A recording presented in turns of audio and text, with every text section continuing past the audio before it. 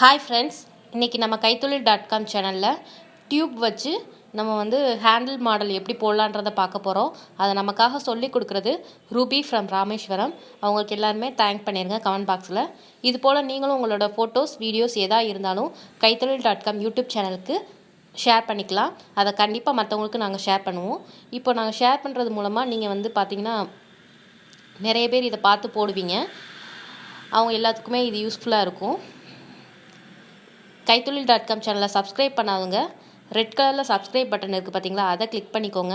பக்கத்தில் இருக்க பெல் பட்டனையும் கிளிக் பண்ணிக்கோங்க. அப்போ தான் நாங்கள் போடுற வீடியோஸ் எல்லாமே நீங்கள் அடுத்தடுத்த வீடியோஸ் எல்லாமே பார்க்க முடியும். அதை கிளிக் பண்ணால் தான் உங்களுக்கு நாங்கள் போடுற வீடியோஸை உங்களுக்கு மெசேஜாக வரும்.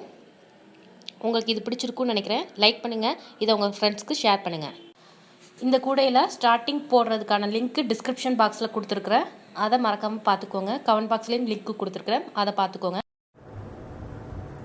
வணக்கம், ராமேஸ்வரத்துலேருந்து ரூபி பேசுகிறேன். இந்த ஓஸை வச்சு கைப்பிடிக்குள்ளே எப்படி பின்னுறதுன்னு காமிக்கிறேன். இந்த ஓஸ் எங்கள் ஊரில் ஒரு அடி 10 ரூபா. நான் ஒரு கூடை போட்டிருக்கேன். அதில் கைப்பிடிக்குள்ளே எப்படி பின்னுறதுன்னு உங்களுக்கு காமிக்கிறேன்.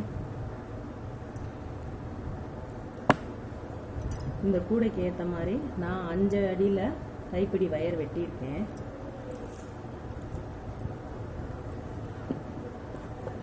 நான் கொஞ்சம் பின்னியே வச்சுருக்கேன்.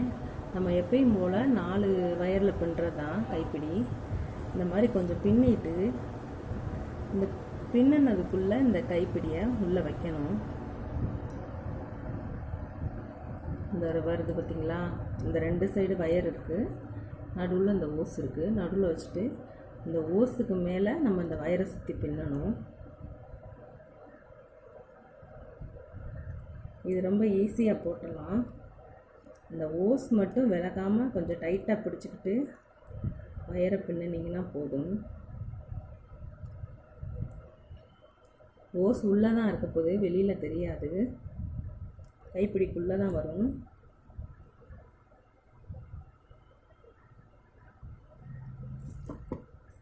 இந்த மாதிரி நம்ம பின்னிக்கிட்டே வந்துட்டு நமக்கு எவ்வளோ தேவையோ, அதாவது நான் ஏற்கனவே சொல்லியிருக்கேன், 5 அடி வயர்னா 4 அடி ஓஸ் வெட்டினா போதும்.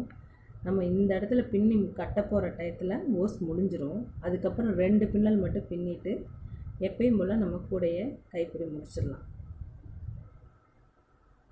நன்றி. இந்த ஹேண்டிலில் நீங்களும் போட்டு பாருங்கள்.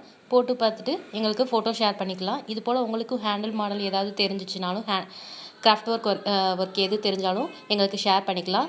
இதை சொல்லிக் கொடுத்த நமக்காக சொல்லிக் கொடுத்த ரூபி ஃப்ரம் ராமேஸ்வரம், அவங்களுக்கு மறக்காமல் தேங்க் பண்ணிடுங்க. கமெண்ட் பாக்ஸில் தேங்க் பண்ணி கமெண்ட் பண்ணிடுங்க. இதை உங்கள் ஃப்ரெண்ட்ஸ்க்கு ஷேர் பண்ணுங்கள். மறக்காமல் கைத்தொழில்.com யூடியூப் சேனலை சப்ஸ்கிரைப் பண்ணுங்கள்.